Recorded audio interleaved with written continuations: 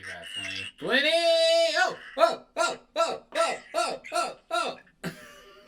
What's up? What's up? What were you just doing, bro? Running on the walls? Yeah, I'm Spider-Man. Dude, it wouldn't surprise me. DJ, I just became a superhero, you know? It's kind of what we have to do. Somebody's making use of their free time, huh? Like, go, web, go. Remember that?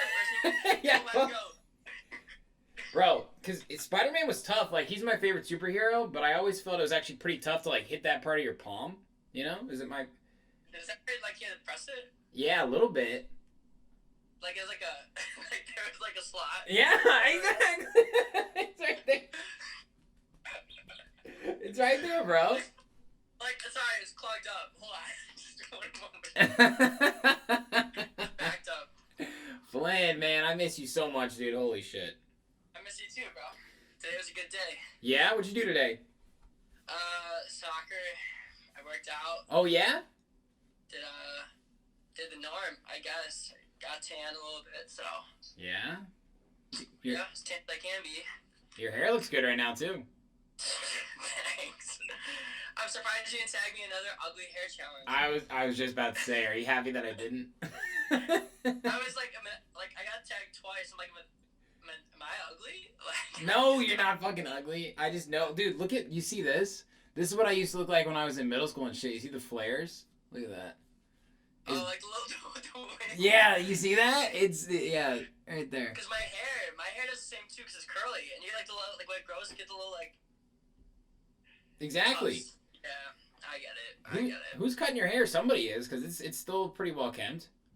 I mean, me? I guess I You don't cutting know. your own hair?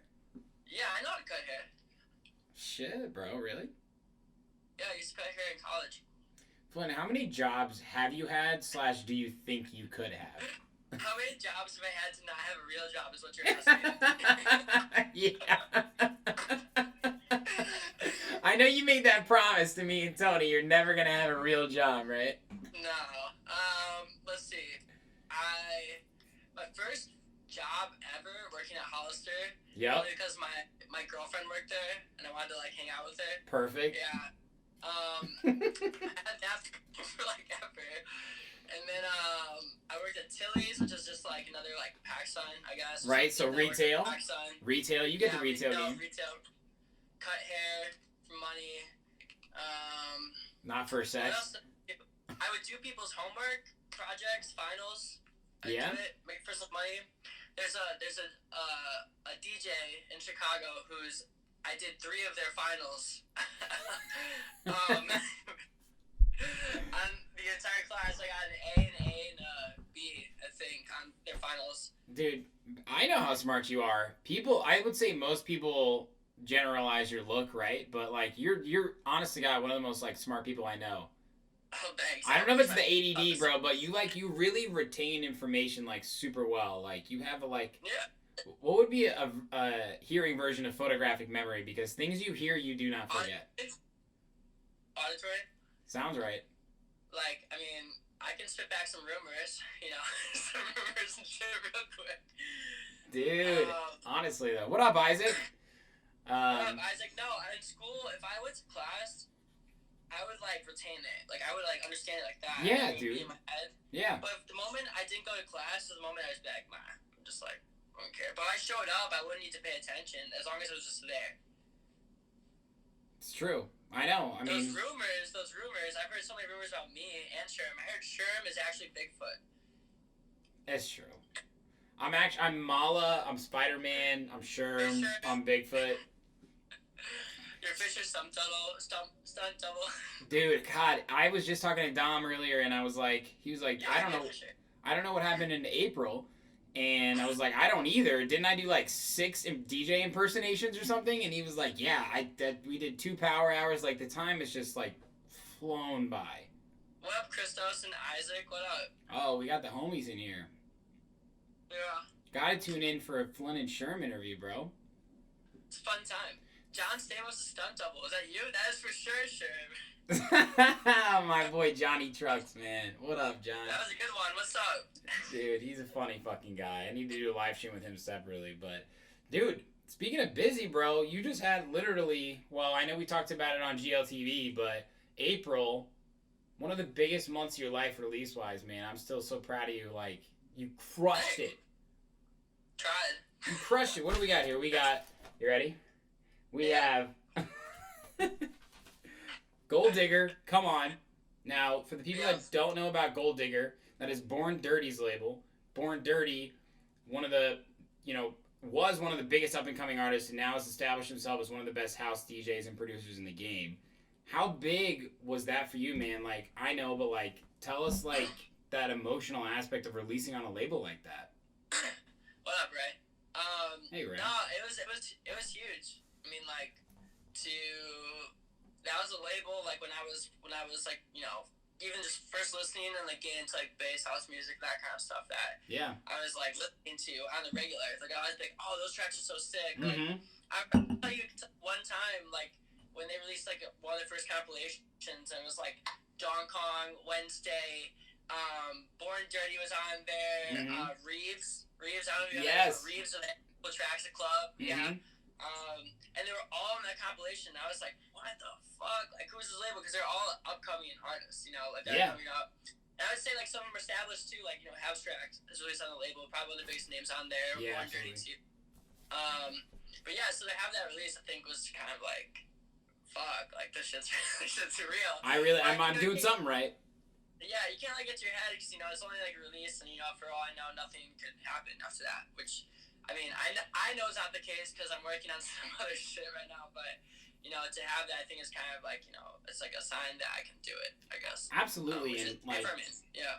For people like you and I, that understand, like, the world of Beatport and how important that is, like, it's, dude, like, you were on the main page, Bass House, I was, like, to me, like, even in my eyes, right, I was, like, all those other things are so legit. For whatever reason, that really hit me. For you, I was like, that's legit.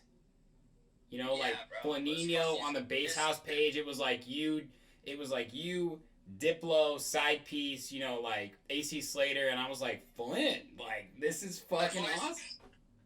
Yeah, my boys Humane from France, too, we released together on Sub 49. So it was really cool to, like, see them there on there, too, with their cool track. Yeah, man. So that was awesome. I mean, that was one of your favorite tracks of mine too. Plus, you had that one finished for a few months too. So I'm really glad that one got some light. That track has been done for, like, at that point it was half a year. I think when they signed it. Mm-hmm. I remember they signed, or they responded 3 months after. Right. 3 months after he sent that email, or you sent that email, and I was just like, I completely forgot that was even a thing. There's a lesson for people out there, man, for real. It doesn't yet. What's up, Chris? How's it going? What up, Chris? That when labels are signing tracks, they won't respond fast, especially the big ones. Like, I know Steve Gerrard for a fact. I can't say which label, but it's an upcoming release. He literally told me, we're in the studio, he's like, yeah, I sent this label a track with Ghetto Blaster, and 2 years later, they just sent the cover art with it. Just saying that they signed it. I know exactly the track you're talking about. The world needs to hear it, bro. But dude, it's crazy. Like, these big guys, like, I don't know if it's the backflow, I don't know if it's how they work their A&R, right? Like, this is still the game we're trying to figure out. But sometimes if you believe in a track enough and you think that it does deserve the recognition of a Gold Digger or something of that echelon, pocket it, send it, keep working on your music, right? Yeah. Yeah, and I think every artist knows kind of, like, okay, like, for example, Come On, out of the tracks we sent to them, I didn't think they were going to sign that track. I was you never know what they're going to like. Other tracks, Right. And that moment, they're going to, they signed it. And I knew it was a different kind of track, so I wasn't kind of, like, worried on, like, putting it out right immediately then and there. But there are other tracks that you can make where it's like, okay, based on my scheduling, I can put out this track tomorrow, whatever. Yes. And it's just like, you as an artist kind of know and will decide that, every track is a different thing. Like, there's a couple of tracks that I know, for example, in the upcoming month, like, okay, I'm not releasing a track this month, but next month, like, I know I have kind of wiggle room. I can kind of put out a track I want to, or a track that I've been sitting on for a bit. Right, for sure. And we'll figure it out. But, yeah, it's interesting. It's interesting to figure out what you want to do. I know. we're navigating a new field. But I mean, dude, like you didn't stop it. Like Anthem on Quantum Music Group, which we touched on, and GLC, yeah. Dude, that is one of my favorite Flynninho tracks. I feel like, since at least I've started managing you. Story behind that track, man. Dude, that one is like the real Flynninho sound, like I feel like that's probably one of my favorite personal productions of yours. And I know you love it too. Tell us about that one, man.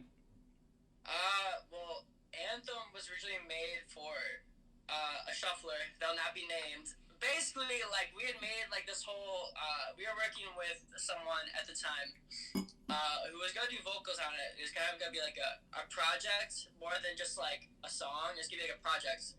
Like, like, a whole, like, kind of connecting together the shuffling community in the way that she could, just by name recognition. Yep. And heartbreaking. But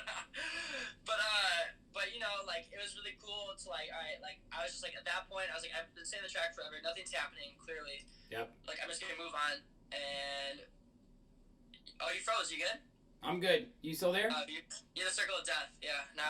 Oh, God, no. Keep going. But yeah, and so, like, to have that, to have it come out and to have it, kind of with the world climate for those people, whatever people that see that, like, it came out in a label in China where the whole market is from China. Like, if I pull up the metrics, like, almost all the listens on the track are Chinese. They're not American. It's awesome. And so it's good to kind of, like, be in a position to give a community that was clearly ravaged by basically a plague. Yeah. Some new music, which I'm sure they don't probably get a lot of, especially in electronic music. They're behind kind of the way I understand it in terms of, like, electronic music. And so it's kind of cool to, like, do that at this time. Yeah, absolutely. And as well showcase my own sound too. That makes sense. Dude, for sure it does, man. And it's interesting because we've talked so much about the Asian markets, just, that side of the world, right? And you really fit the bill for kind of like their style, right? Not that you're young guy DJ coming up. Young guy DJ, like a stud, like you've got like just like really high energy music, and it's so cool to see a track like Anthem really hit over there, man. Like if Isaac's still online, he knows people like Tony Jr. He is wildly popular in that part of the world, right? Because of the look, because of the brand, because of the music. So I don't see any reason. Also, he wasn't afraid to go take a risk on there. Like, for me, like, if I blew up in China, I would move to China. I would do that. Like, it sucks because, like, okay, like, ideally, the biggest market for music is here. Yep. The biggest, like, that's who everyone based off of, other than maybe, like, Latin music, which is global. Like, EDM is the next thing. Like, that's it. It's, like, probably Latin music and then EDM music, honestly. Yeah. And so if I was like, hey, all my fans are in China, they want to do a tour from coast to coast, like Russia to China, then I don't care. Yeah. Like, I want to go where music is appreciated. And, that's where it is, and that's where it is. Absolutely. I'm not afraid to be global. You know what I mean? No. I guess I want it. I don't want to be stuck here. I want to be everywhere. Absolutely, man. I know you're a free spirit, bro, and it's crazy because like we got a Gold Digger release. Come on, you just talked about Anthem, right? Like you had an awesome remix of Autograph, Ain't Deep Enough with Got Lucky. That was a powerful track, very Joyride-esque. Tell me about the influence and the collaboration process with Got Lucky since it was remote and not in studio together. Yeah, so Got Lucky is Russian. Yeah, he ain't in Chicago. He's not in Chicago.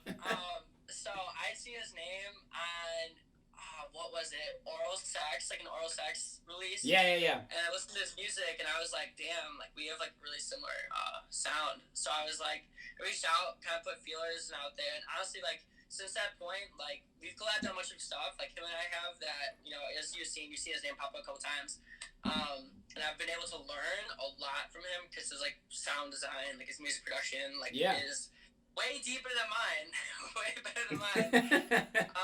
And so being able to learn that, and then also take an artist like Autograph's track, which if you listen to the original, it's very like melodic and whatever, and finding a way to make it to keep the emotion, but then also make it way darker was like a challenge, and to kind of like get that, I guess, like that combination, it's really hard. It's like to maintain the originality of the track, to not lose that, which is the first time I felt that in a song, really, in a remix. Like, how do I keep this aspect of that song right there? And then, like, translate it in my own way. And that was a kind of a challenge. The track took, like, I don't know, 2-3 weeks to, like, really get down. But then once we got it down, like, I think it's a banging track. And obviously, like, yeah, that trap breakdown, I've always wanted to do, like, a trap breakdown, like yes everybody has.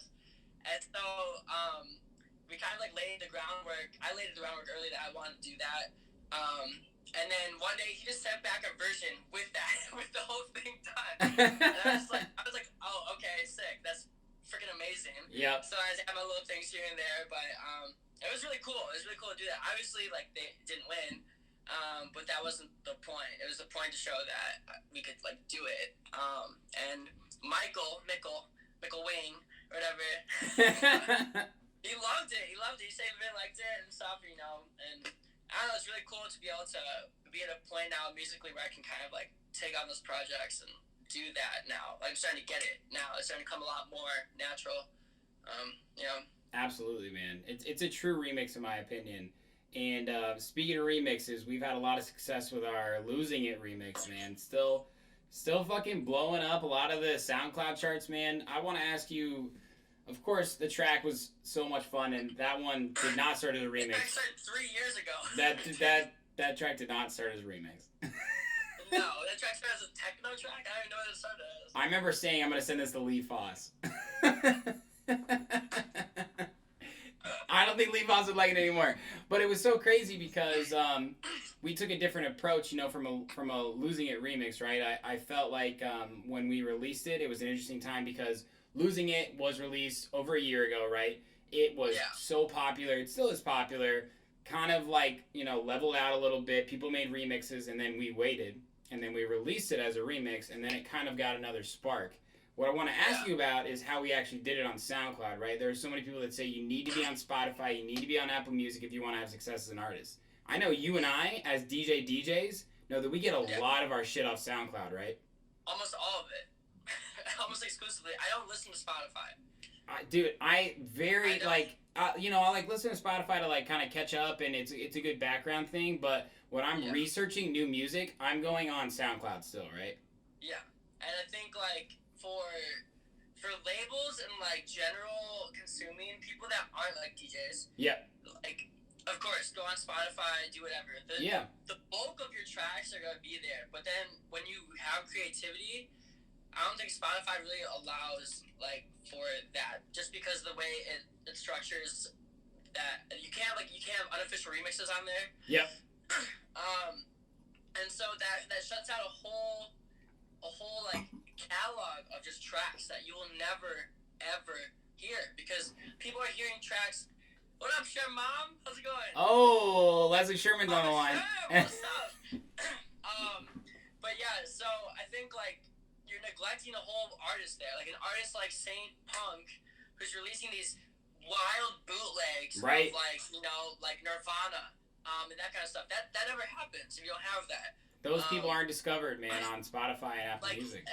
And for me, I care more about the SoundCloud plays than I do the Spotify plays, just because I think a better representation of my fan base, my community, are SoundCloud people. And like a lot of the tracks I released on SoundCloud, like if I pull up right now, are almost all remixes that are on there. Yeah, absolutely. Like Bruno Mars, I have a Bruno Mars remix. I have like the remixes I did for Bijou. I have like whatever. And so I think without that, like obviously yes, okay, the money's gonna be in a Spotify stream for an artist, but at that point, I'm not even seeing that stream kickback anyways. Like all my money's gonna be off of shows, off of tours, off of whatever. Yep. And I can't even have that right now. And so it's just like, at that point, I'd rather like connect with my fan base and my community and be like, all right, this is what it's gonna be.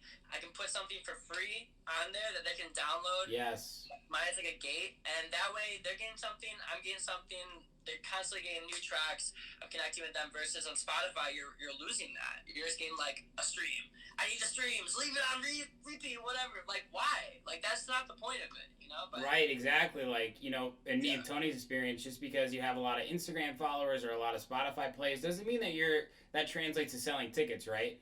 So it's like how do you find those true fans? And I think for people like us, and especially people within our DJ community, right? Like some of our closest friends are DJs, of course, right? And the way that we all do this, it's common. We go on SoundCloud. So I think it's the best way, you know, just a piece of advice in our experience. And I know I speak for you when I say this. It's like, that's the best place to find music. That's also the best place to still find people who love our type of music, these remixes, right? Like when we play all these open format sets, like, doesn't matter what type of open format. It could be Prism, it could be Parlay, it could be only rap and hip hop. We still find this shit on fucking SoundCloud.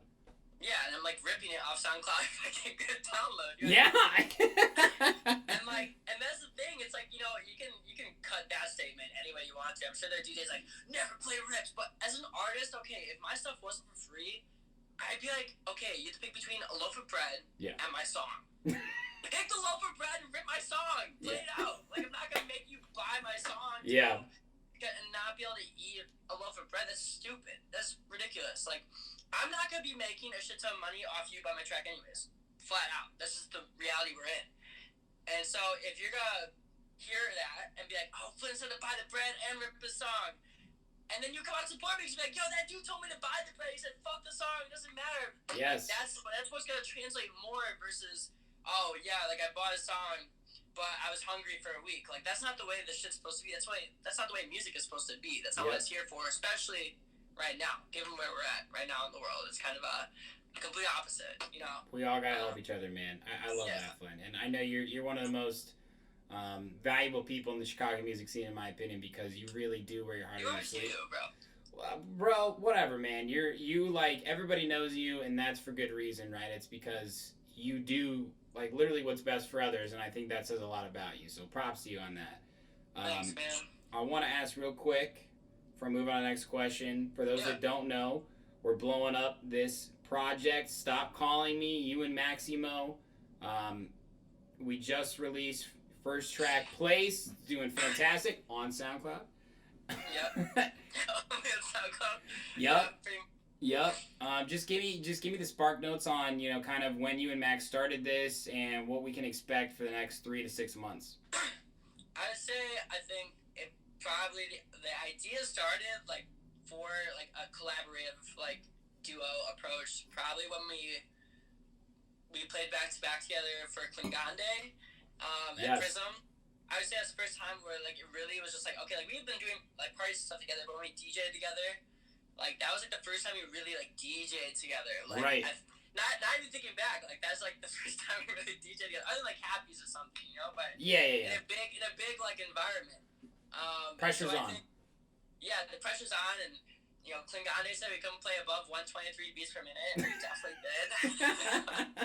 His Do Not playlist was mind-blowing. It made no sense. Anyway, so, like, once we had, like, established that we could do it together and that we really vibed off each other and we had that energy and whatever, then we started, you know, kind of, like, toying around with names of what we were going to do.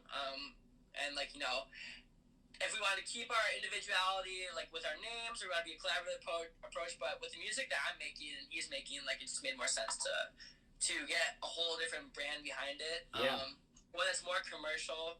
Because, like, I think moving forward, you know, even in the future, like, we were talking about this, him and I were, we want to have, like, Flynninho, like, and Maximo Quinones releases. You know, we want to have that, but not as Stop Calling Me. Like, Stop Calling Me is going to serve its own purpose.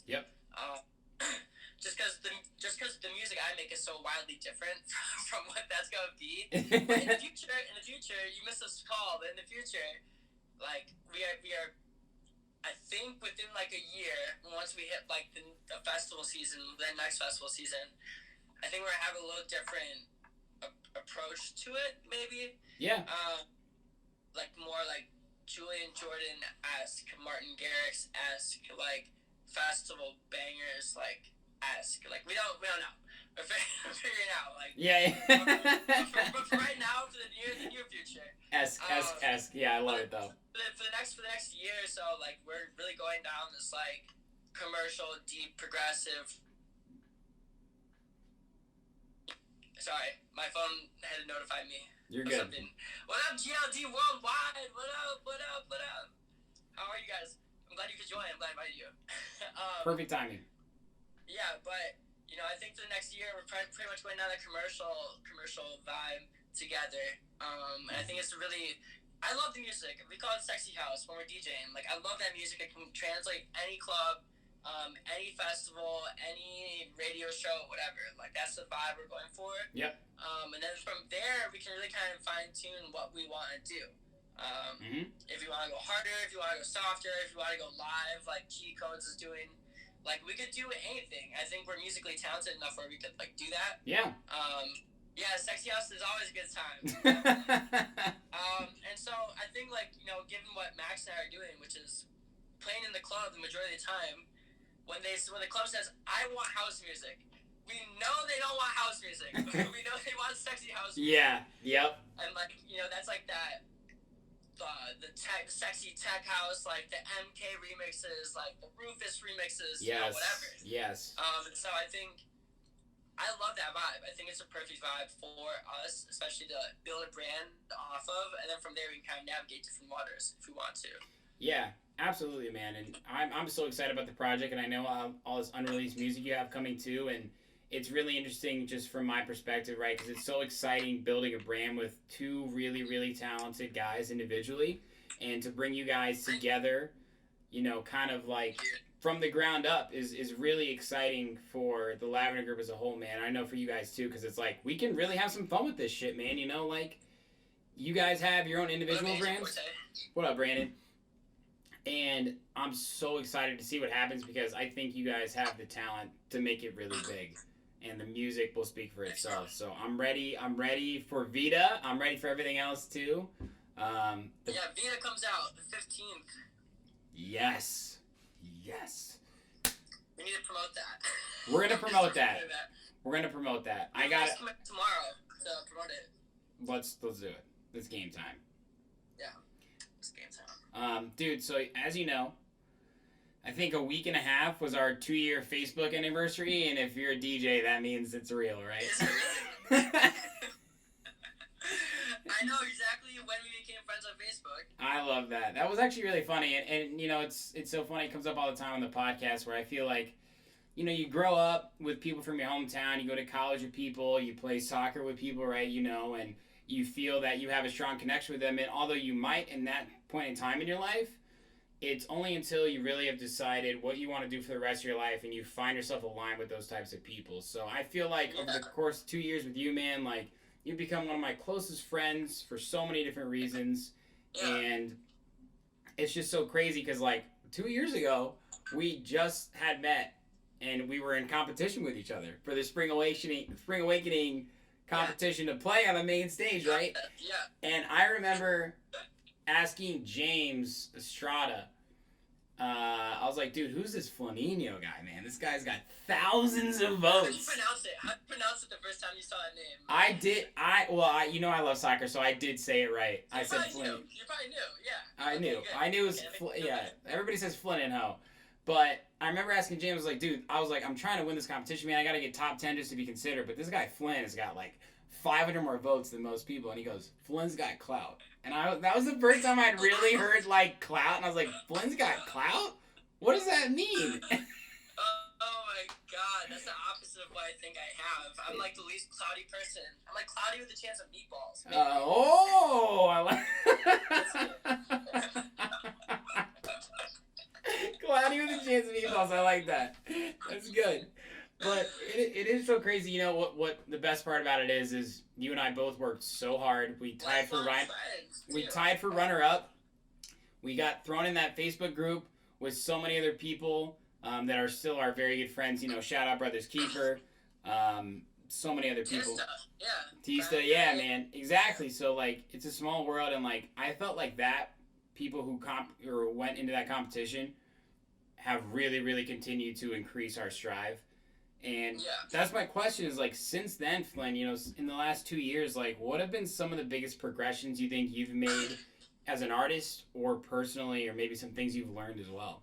I mean, I think at that point in time, I'd only been DJing for like in my house like for 5 months. I don't think I DJed a club really, maybe like more than once. Yeah, because that mix went hard, bro. Yeah. But I remember with that was, listen, I know there's probably gonna be some shiesty shit going like on behind the scenes where I won't get picked even though I win first place, but I have to make that a fact that no matter what, I'm gonna place first. So there's no doubt in my mind that people are like, okay, like who is he? Because I've never heard of him. Right. which is what I was walking into. Realistically, like that's what I was walking into, and I knew I would have to you have to go big or go home. And so I was like, yep. I placed first. And I was like, I'm willing to bet that I'm not going to get first. And I did it. And I was like, totally, it kind of like softened the blow knowing that I went into that. It sucks that I didn't have that mindset. But from that point on, the first like big thing I got was like, okay, Wub Life had me on the Spring Awakening live stream. Right. From there, like I was able to network with artists and stuff. Yep. At least a little bit, like get deeper in the scene. I remember seeing Max there. I was like, oh, what's up, Max? And he just kept walking.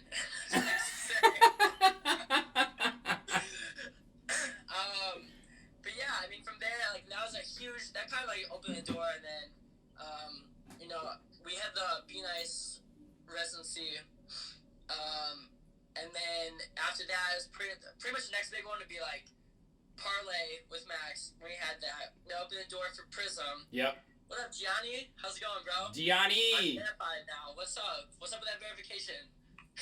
Bro, Gianni's verified on fucking everything, man. This is the homie right there. Not Instagram. I don't see the check mark. Oh, he is, trust me. What's up, Gianni? Oh, there it is! Hey, we got the wave from Gianni, hey.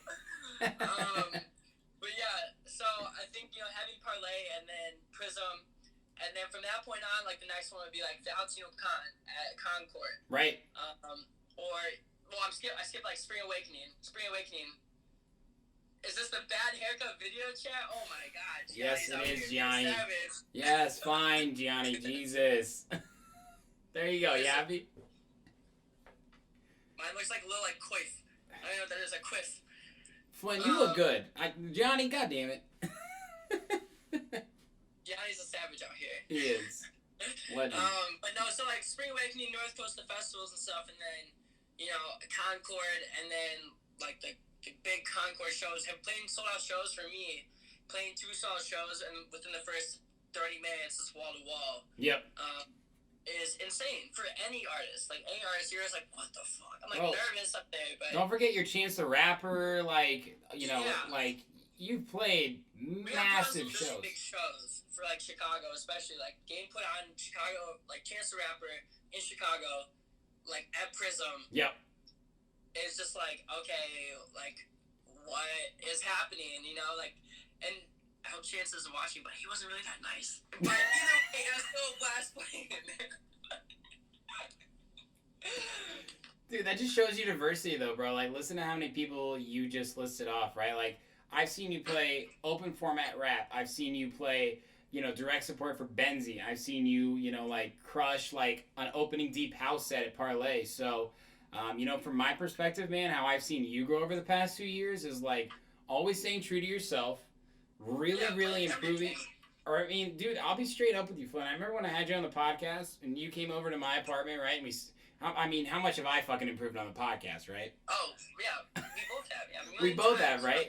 And I was like, damn, like, this kid's legit, like, I vibe with his energy, like, I love his passion, and it's just been such a pleasure to watch you grow, man, and, you just have improved on every single level, your production skills, your DJ skills, like, your branding, like, dude, even, like, I got managers from Lavender Group. We tell you how to speak. We do tell you how to talk. We've still got to work on that a little bit, but we're getting better. Definitely. But it's just, dude, I mean, honestly, it's like, it's been so awesome to see you grow, and in a short period of time, dude, 2 years is nothing in this fucking game. And I know, it's kind of, I was looking back at, I can't remember what came up. It was something that came up, like, I literally think it was our friend's anniversary thing. And to see, like, how far you have come in terms of, like, the people, like, dude, you interviewed, was it, Galantis? Or Hook and Sling? Hook and Sling, yeah. Or some of those people, or Ricky Retro. Yeah. And, like, from where we were doing it in your old place, and yeah, sitting next to each other with a little microphone, yeah. Yeah, right across from each other. And, like, I think it's a sign of something special. I think, like, the times, like, not everyone has, I would say, like, the it factor, especially, like, in terms of what we do. Anyways, like, everyone has the it factor in their own thing, whether it's they can crunch numbers really well, like, that fast, like, the county or something. Right. Musically, or there's a DJ, or whatever. And so I think, like, to see that in a lot of people in our work circle, basically, only motivates you to explore your it factor a lot more and see, like, how far you can really go, because the opportunities are there. Like, I'm a perfect example of coming up and, you know, lucking out in a lot of stuff, like, lucking out at the right place at the right time, but also, like, making the most of those opportunities. Like, if I would have stayed in Iowa and just been like, yeah, like, I'm just gonna stay here, you know, not sleep, and, I have an 8 a.m., I can't come do this gig. Right. I would not be here. I would not be doing anything. I would not be having releases on X, Y, and Z, or playing at Spring Awakening or North Coast. Like, it took that, that willingness to say, fuck sleep, and I'm just gonna go and take any opportunities given to me. And then from that point on, once you do that, I think you can really start to see, like, where you can go, and then say no to certain things, you know. But I'm not in a position to say no right now to anything. I'd do a quinceañera at this point, bar mitzvah. But you get what I'm saying? Like, I do. We are yes men. Like, we took the opportunities. Like, we sacrificed things, and you have to have that, like, in this. Otherwise, goodbye. Like, it's not gonna happen in anything. And sometimes that comes at cost. You're not really thrilled about, like, a relationship or something. Like, I've had that firsthand. But at the same time, it's like you make those choices as a person in life, and you can see, like, okay, when I made this decision, I see what happened. I know exactly what would have happened if I would have, for example, not gotten out of a relationship, or whatever. I wouldn't be doing this.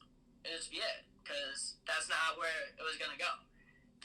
Right. And so I think that's, like, the hard truth that people really don't see. Like, the only reason I had my progression was because I was willing to sacrifice everything else in order to do this, you know. But you gotta. That's the game. That is the game. In anything you want to do, you gotta be the best salesman, best husband, best whatever, best Sherm in the booth. You wanna be the best in the booth. You gotta be in the booth and never leave the booth. I haven't left the booth, you know. But yeah, I mean, I'm super grateful. I think a lot of people put me on, be really good to me, and I think I backed myself enough to take advantage and level up when I needed to. Not only for myself, but for other people to put me on, like, leveling up and not wanting to let them down.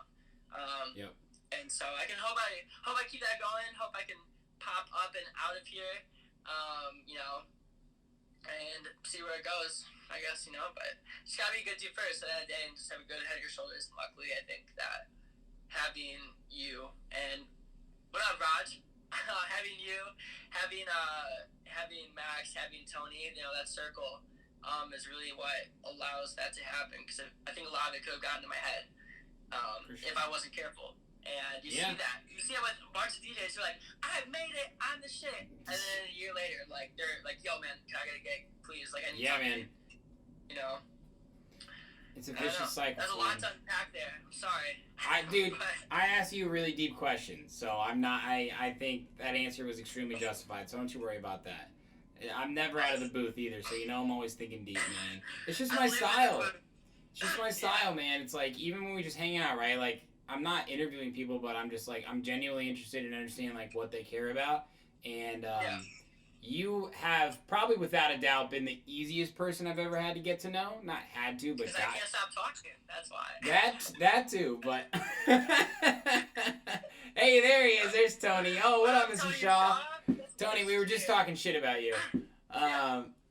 But yeah, dude, I mean, like, without a doubt, you've been one of the easiest people I've ever had the chance to get to know, and I think, yeah, of course you do talk a lot, whatever, but, like, you spit the truth, bro, and that's extremely refreshing in an industry like ours, when everybody always seemingly is trying to get something from you for their own reasons.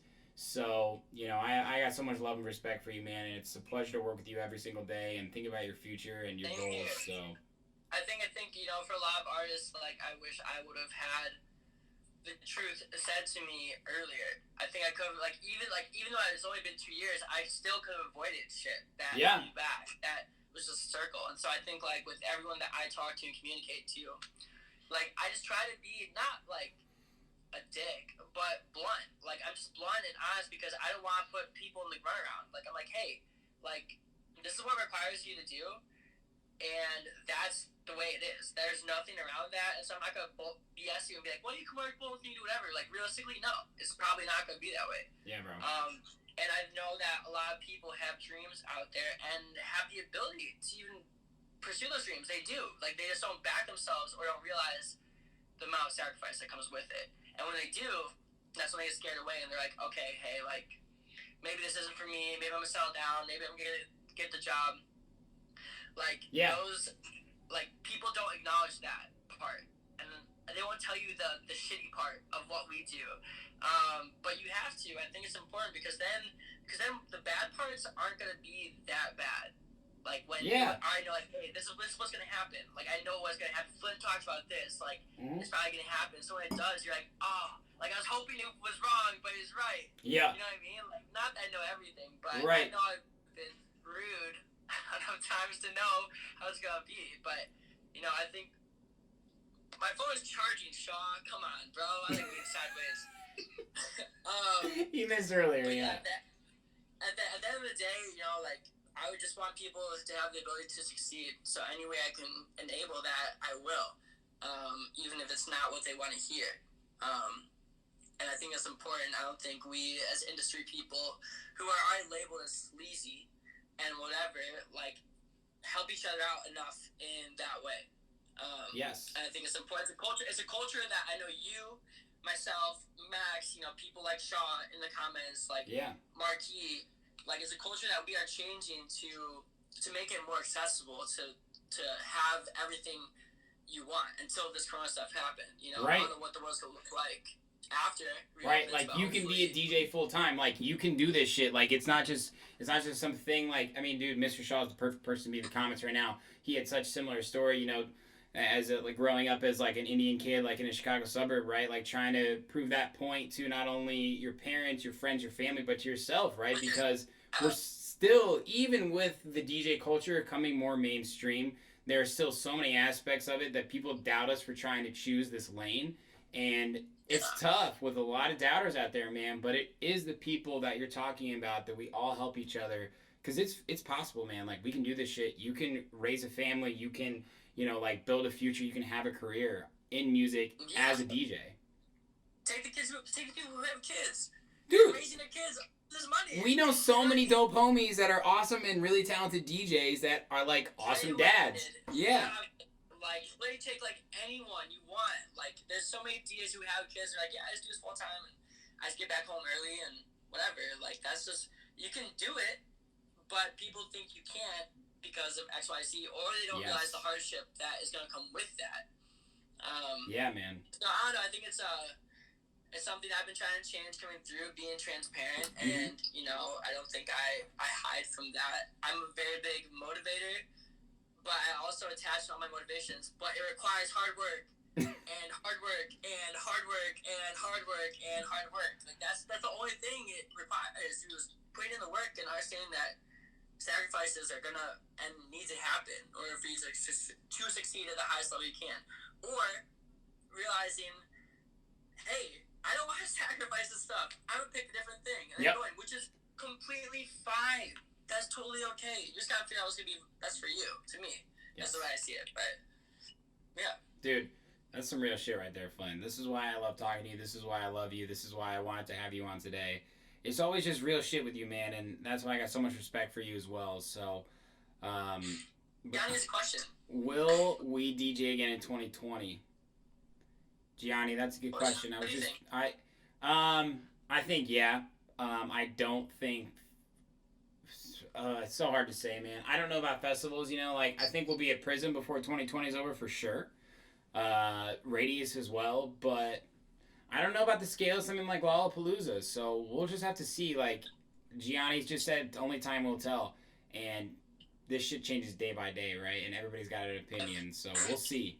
I think, it's, you nailed it on the head. Death Knot there's, festivals, I agree, John. Like, I think, I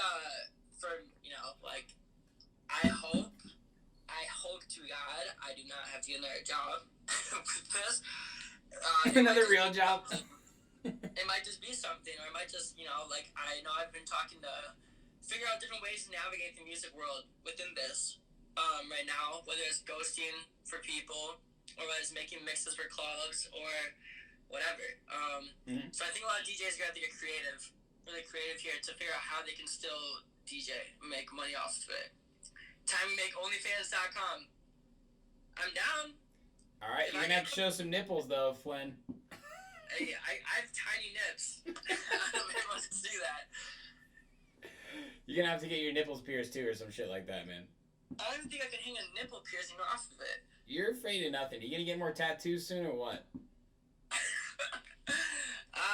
Eventually, I think, what I said was when I go on my first tour, I get, all of this done.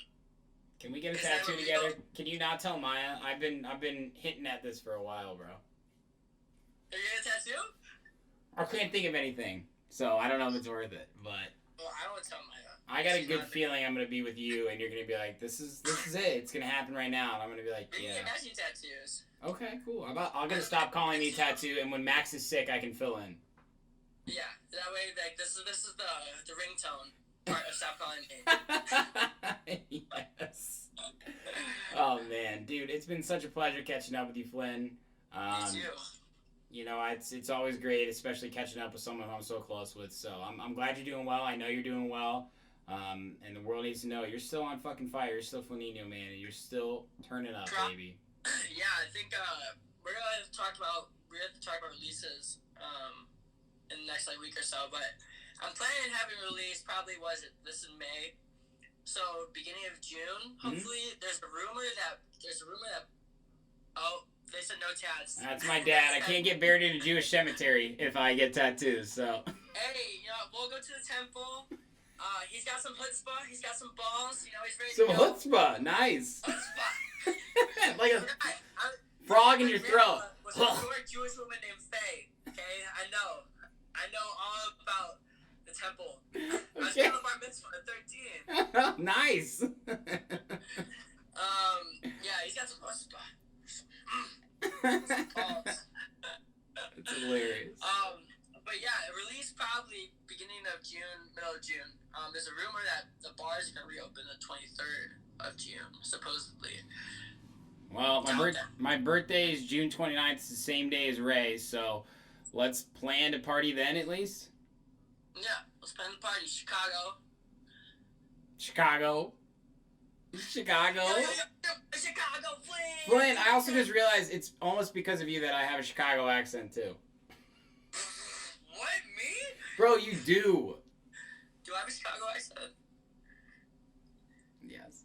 You wanna know what was funny? When I was going to school deep in Iowa, by Des Moines. Deep. They're like, where are you from? I'm like, Chicagoland. They're like, oh yeah, you have an accent. I'm like, no, I don't. That's what it is. Iowa people telling you have a Chicago accent. I was like, you guys are one state over. Right. How do you even know that? Fuck you. Probably you. left the cornfields, bro. Hey, you go 90 miles north in Wisconsin, people act like they never heard you before, right? Are you speaking English? Oh yeah. Open. Oh. Hey there. How are you, bud? That's a little north. That's like Fargo. Fargo. Hey there, buddy. You forgot your boat up on the lake? I'm in between St. Paul and Fargo. Just drive up north and you'll see me on the side of the road. I'll see you there, bud. I'll see you there, bud. We're going on tour in northern Minnesota, Chicago. Yeah, we're doing a comedy tour. Yeah, we're doing a comedy tour. We can't get DJ Stop gigs. Calling Me, eh? We're not getting any shows, so we're going to just do stand-up comedy. Stop Calling Me, bud. Tour. There you go. With Oh You Betcha.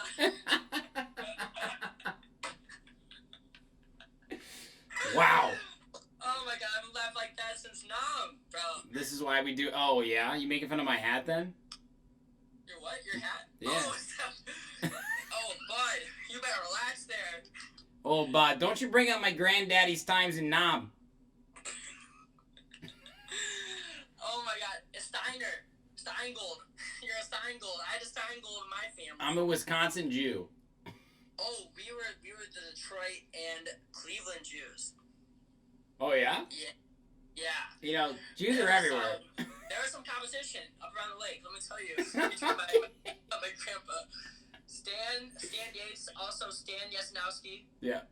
Was his real name before he immigrated over.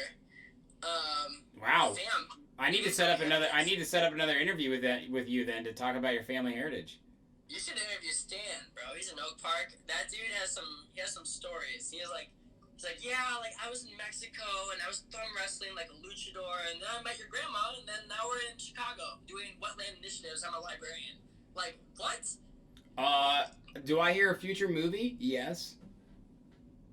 I'm serious. Like, that's like a story. Like, I was thumb wrestling Rey Mysterio, and I met your grandma. Who's that jumping out the sky? R-E-Y Mysterio. Here we go, bro. We gotta make a remix of that. Oh Jesus. Let's make a movie, bro. Let's just make a whole movie. Dude, fuck yeah, man. God, Jesus, I miss hanging out with you, Flynn. This is like almost a little sad. I know. I feel like I've just uncovered a lifetime of just jokes that were there.